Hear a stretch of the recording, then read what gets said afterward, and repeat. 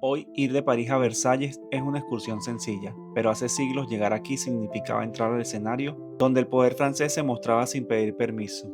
Para llegar desde París a Versalles, la ruta más práctica suele ser el RRC hasta Versalles Chateau Rive Gaucher. El boleto del metro tren RER cuesta 2,55 euros por trayecto. Desde la estación caminas unos 10 minutos hasta llegar directo al Chateau de Versalles. Antes de entrar al palacio hay que recordar que Versalles también es una ciudad. No nació separada de la corte, creció alrededor de ella. Mercados, barrios y avenidas todavía cuentan cómo la vida diaria se organizaba en la sombra del poder real.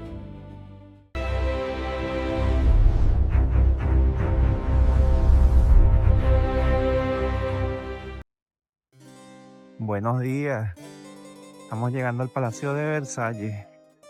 Nos paramos tempranito como de costumbre para venirnos en el tren. Y bueno, ya estamos llegando. Espero que nos valien las entradas y que haya un sitio donde comprar café porque hace mucho frío y sueño. Y con respecto a los boletos para visitar Versalles, lo mejor es comprar la entrada en la web oficial de Chateau de Versalles, porque el palacio funciona con horarios de acceso. En temporada alta, el Passport, que es la entrada más completa, cuesta 35 euros. La entrada tardía baja a 28 euros y Trianon o Jardines tienen opciones de 15 euros. Importante, incluso si entras gratis, igual debes reservar el horario.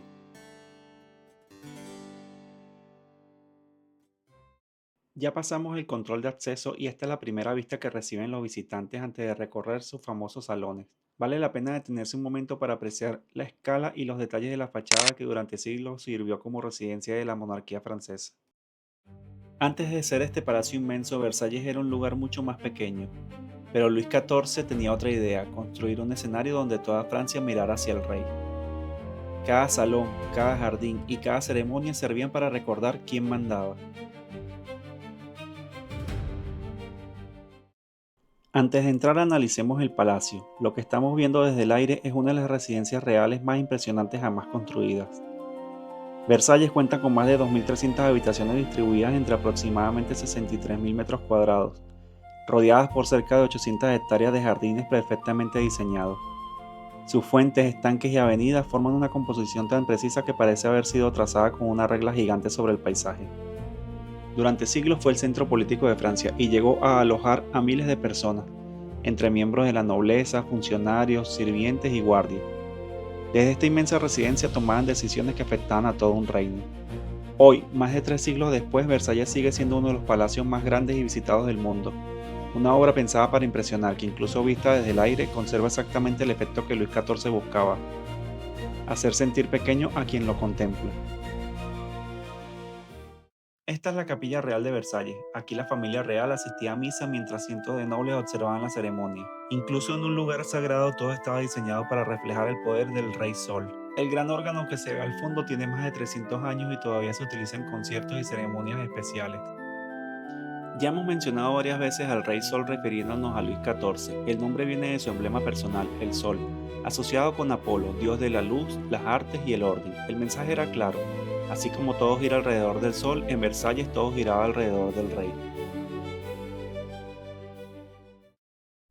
Antes de llegar a los grandes salones ceremoniales, el recorrido atraviesa galerías dedicadas a personajes que marcaron la historia en la monarquía francesa. Rodeados por decenas de retratos, es fácil pensar que todos pertenecen a nobles o miembros de la realeza. Sin embargo, muchas de estas obras representan artistas, escritores y figuras influyentes de su tiempo. Versalles no solo buscaba exhibir el poder político, sino también mostrar el liderazgo cultural de Francia ante el resto de Europa. Los retratos de gran formato estaban reservados para personajes de especial relevancia dentro del Estado y la corte. Esta galería conserva los retratos de las princesas, reinas y damas de la corte, reflejando la moda y la etiqueta en la aristocracia francesa.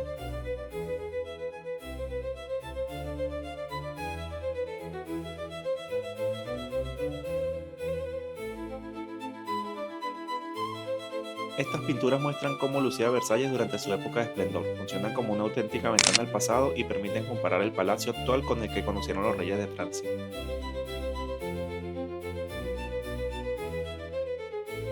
Finalmente llegamos al Salón de Hércules, donde comienza la parte más espectacular de los grandes apartamentos. Su monumental techo y su decoración fueron diseñados para impresionar a embajadores, nobles y visitantes desde el primer instante.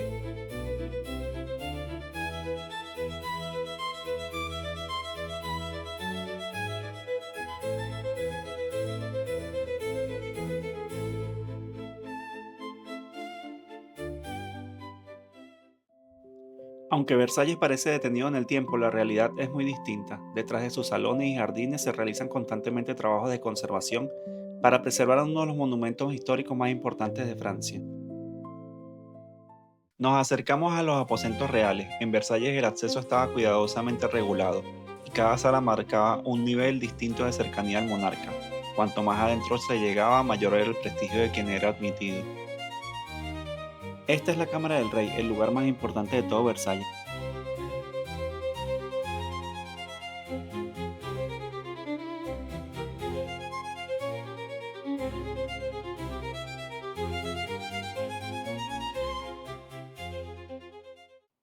Y esta parte me parece increíble. En Versalles el rey no se despertaba simplemente, se despertaba con ceremonia. El leve era casi una obra de teatro política, donde los nobles se peleaban por pequeños privilegios que hoy nos parecen absurdos, pero entonces valían muchísimo.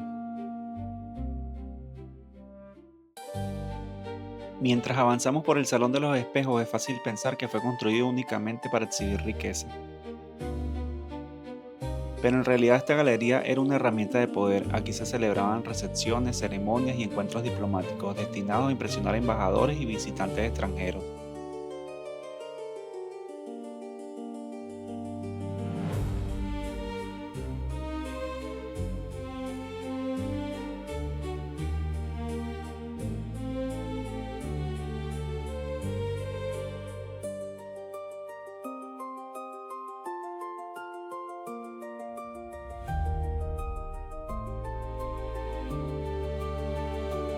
Aquí la luz no era casualidad. En el Salón de los Espejos de Versalles se multiplicaba la imagen del poder. Los espejos, las velas y el oro hacían que la corte pareciera infinita. Y en el centro de todo estaba Luis XIV, el Rey Sol.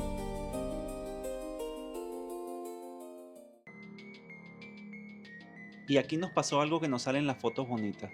En el Salón de los Espejos, mientras intentábamos hacernos una foto con cámara, bolso y todo el equipo encima, a mi esposa se le cayó este gorro. Apenas tocó el suelo, desapareció. Fue cuestión de segundos. Alguien lo levantó y lo pasaron entre varias manos y ya no lo vimos más.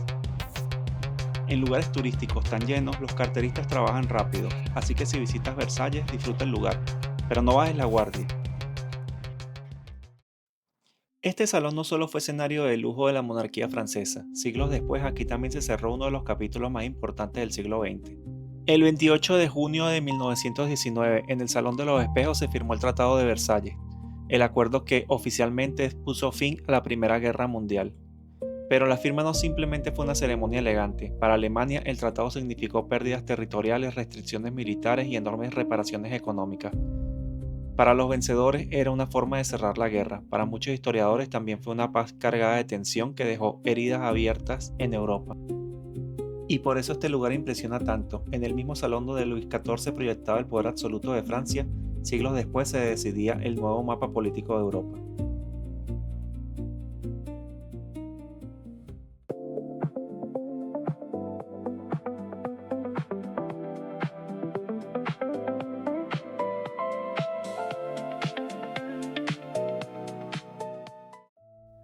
Esta es la Cámara de la Reina, una de las estancias más famosas de Versalles. Aquí vivió María Antonieta y durante generaciones las reinas de Francia dieron a luz a los herederos del trono. Lo que hoy parece una habitación privada fue en realidad un escenario donde la vida de la familia real se desarrollaba ante la mirada de la corte. Ya vimos el poder de Luis XIV, pero ahora aparece María Antonieta. Ella no fue importante por gobernar Francia, sino por lo que llegó a representar: lujo, moda, protocolo y una corte cada vez más desconectada de la realidad. En Versalles su vida privada también se volvió símbolo político. Después empezaron a aparecer salas aún más opulentas: terciopelos rojos, lámparas de cristal, techos pintados y marcos dorados cubrían cada rincón. Ninguna superficie quedaba sin adornar.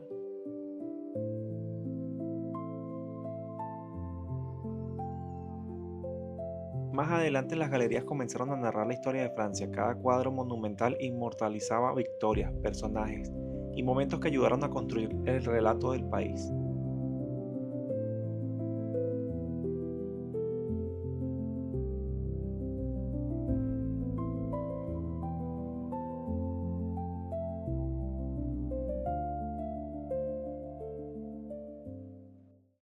Esta es la galería de las batallas. Pensar que cada cuadro de estos representa una batalla y el pasillo está interminable.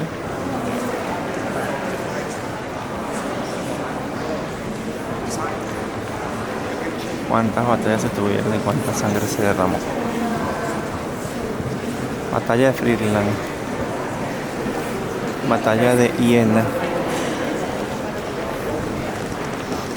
el Comité de la Defensa de París,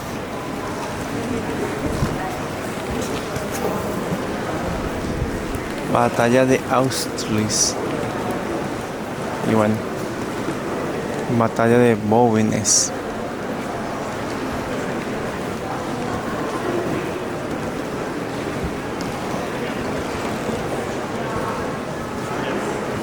Batalla de Zúrich. Y esto sigue y sigue.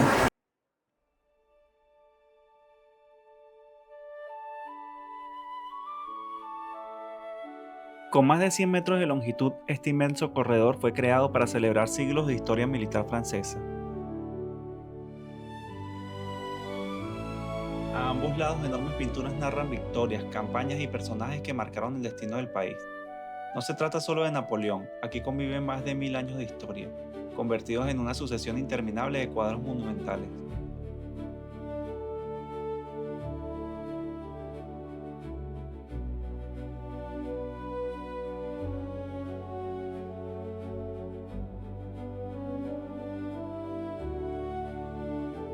Tras las victorias y los grandes salones llega el silencio, solo quedan las miradas de piedra observando el paso del tiempo.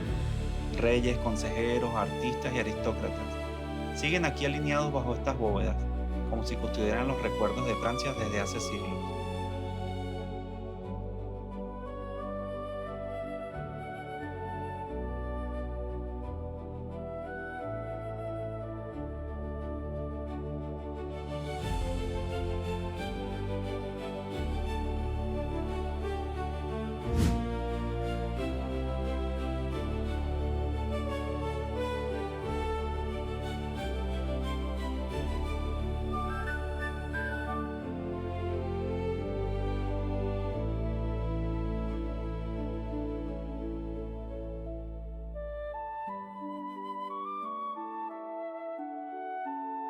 Y entre tanta ostentación hay detalles que pasan desapercibidos. Mira el cristal de esta ventana. Sus ondulaciones y deformaciones son originales de la época. En el siglo XVII fabricar paneles de vidrio de este tamaño era extremadamente costoso. Lo que hoy parece una imperfección era en realidad una muestra de riqueza. Nuevamente las paredes empiezan a contar la historia de Francia. Entre ellas aparece una figura una y otra vez, Napoleón Bonaparte, protagonista de algunas de las páginas más famosas de la historia francesa. Cada pintura inmortaliza una escena distinta, victorias, negociaciones, decisiones que marcaron una época. No todos fueron triunfos, algunas obras también recuerdan el costo humano de las guerras y las derrotas que cambiaron el rumbo de Europa. Y no todo gira en torno a batallas, también aparecen ceremonias, alianzas y momentos de la vida política que ayudaron a construir el poder del imperio. Versalles había sido creado para impresionar en nombre de los reyes, pero cuando esa época terminó, el palacio quedó como una pregunta incómoda. ¿Qué hacer con un lugar construido para representar el poder absoluto? Napoleón no lo abandonó, lo recuperó, lo restauró y acercó el Gran Trianón al mundo imperial. El 5 de octubre de 1789, una multitud salió de París hacia Versalles. La crisis del pan ya no era una idea, era hambre real. Al día siguiente, la familia real fue llevada a París. El palacio que había concentrado el poder dejó de ser el centro de Francia. Si después de visitar Versalles te quedas con ganas de entender mejor este mundo, hay varias series y películas que ayudan a imaginarlo. La más directa es Versalles, centrada en Luis XIV y la construcción del palacio. María Antonieta sirve para ver la llegada de María Antonieta a la corte y todo el peso del protocolo. La película de Sofía Coppola es menos académica, pero visualmente es perfecta para la moda y la atmósfera. Mientras tanto, The Grit o Reign juegan con la idea de unas cortes llenas de intriga y poder. Ya terminamos el recorrido del Palacio de Versalles, está en la parte de atrás y ahora estamos caminando por los jardines. Los pueden ver por acá. Es un espacio súper amplio. Hay muchísima gente. El recorrido del palacio no es tan largo, no es tan grande, pero hay tanta cantidad de gente intentando recorrer las habitaciones que pues se hace largo, pues se hacen unos embudos para pasar de una habitación a la siguiente. Todo el mundo quiere tomar fotos, todo el mundo quiere grabar y entonces bueno, se hace demorado el recorrido y hay personas que escuchan la audioguía dura bastantes minutos por cada una de las habitaciones, entonces se van quedando en las habitaciones hasta que la audioguía termina y por eso bueno, se hace demorado, pero en realidad no es tan grande, no creo que se recorra todo el palacio internamente, solo hay como un circuito.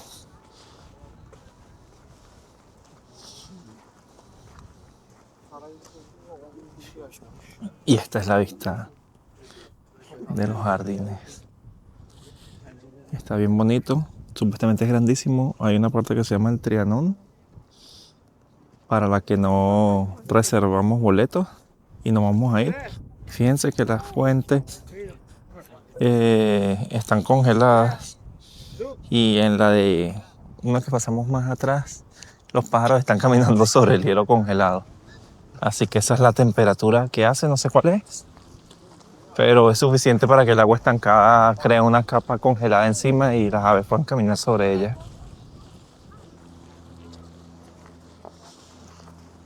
Esta es la fuente que les comento que está congelada. La gente le ha tirado piedras para ver si verdaderamente está congelada y se cae en la superficie. No había visto esta parte, pero está súper extensa. Los jardines llegan hasta allí, hasta donde la vista alcanza. No creo que tenga ganas de caminar todo eso con este frío. Y si vas a recorrer los jardines de Versalles, esto puede salvarte las piernas. Se pueden alquilar carritos eléctricos dentro del complejo. El precio oficial es de 42 euros por vehículo durante una hora y luego 10 euros con 50 cada 15 minutos adicionales. Caben hasta 4 personas o 5 si van con niños, y el conductor debe tener un mínimo de 24 años y licencia física. Suena algo costoso y yo no lo hice, pero si llevas varios días caminando y llevas personas mayores en tu grupo, creo que lo pueden agradecer. Aunque yo no visité el Trianon, esta historia ayuda a entender mucho a María Antonieta. Ella buscaba un refugio lejos del ruido de Versalles, y especialmente en el Petit Trianon, el problema es que la fantasía de sencillez existía mientras el país estaba cada vez más molesto. Después del lujo del Trianon aparece algo inesperado, el Hameau de la Reine. María Antonieta lo hizo construir como una pequeña aldea privada, un refugio donde podía escapar del peso de la corte. Pero incluso esta, entre comillas, vida sencilla estaba diseñada con el lujo y el control de Versalles.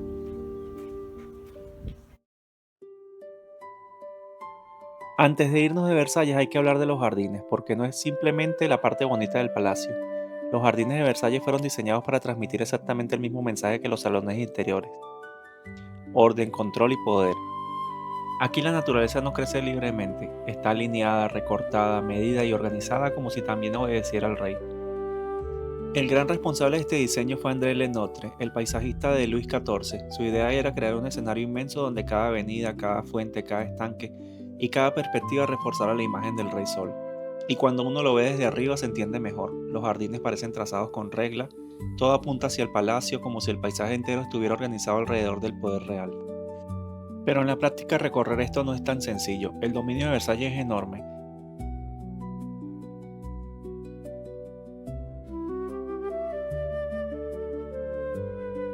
Al final Versalles no termina cuando sales del palacio, afuera continúa el mismo mensaje, solo que escrito en árboles, agua y caminos. Incluso la naturaleza podía convertirse en una forma de propaganda. Estamos Saliendo, son como las 3 de la tarde y igual hay un gentío aquí esperando entrar, intentando comprar entradas. Fíjense que ahí pusieron un letrero para que los del horario de la 1:30. Y todo esta es la fila esperando entrar a las 1:30. No entiendo, si son como las 3. A ver, ¿será que estoy equivocado con la hora? Ah, es la 1:54. Pensé que eran como las 3 de la tarde. Bueno, salimos temprano. Antes de cerrar este recorrido quisiera ser totalmente honesto con la experiencia. Disfrutamos mucho conocer la ciudad de Versalles y por supuesto estar frente a un lugar con tanta historia impresiona. Pero también es verdad que lo del robo nos cambió el ánimo del día. Afortunadamente lo que se perdió fue solo un gorro, pero pudo haber sido una cámara, un celular, una billetera o cualquier cosa importante. Y eso es lo que más me molesta, que uno está dentro de una instalación cerrada en un lugar turístico para el que pagas entradas que no son precisamente económicas y aún así, en zonas tan llenas como el Salón de los Espejos, la sensación de seguridad puede ser casi inexistente. Yo creo que las autoridades que administran el Chateau de Versalles deberían hacer mucho más cámaras, más vigilancia visible y una respuesta más seria con estos grupos que se dedican a robar turistas. Cuando una situación se repite y no se corrige como visitante, cuesta no sentir que el sistema lo está tolerando. También me fui con una sensación mixta sobre el palacio. Históricamente es importantísimo y visualmente tiene momentos espectaculares, pero muchas habitaciones se sienten bastante vacías. Gran parte del mobiliario original fue dispersado después de la Revolución Francesa, y hoy muchas plazas de ese mundo cortesano están en otras colecciones de París, como el Louvre o el Mobilier Nacional, mientras Versalles ha ido recuperando algunas con los años. Entonces sí entiendo totalmente que después de ver tantas series y películas uno tenga romantizada la idea de venir aquí. Versalles es muy bonito, es enorme, es histórico, pero también creo que podría ofrecer una experiencia más completa y sobre todo mucho más segura. Me alegra de haberlo conocido, pero si vienes ven con expectativas reales y mucho cuidado con tus cosas.